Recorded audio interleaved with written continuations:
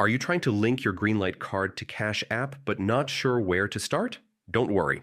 In this quick tutorial, I'll walk you through the exact steps to get it done in just a couple of minutes. Stick around till the end because I'll also show you a backup method in case the first one doesn't work.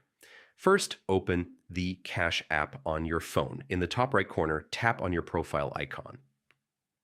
This will open your account settings. Now scroll down until you see Linked Banks. Tap it, then select Link Debit Card. You'll see a plus sign. Tap that to start adding your Greenlight card.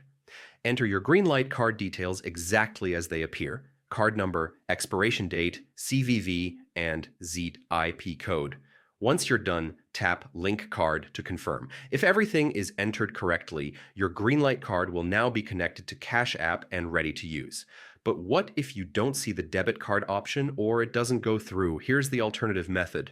Go back to Linked Banks and tap No Card. This will let you search manually. While Greenlight might not pop up in the list, choose the option to Add manually.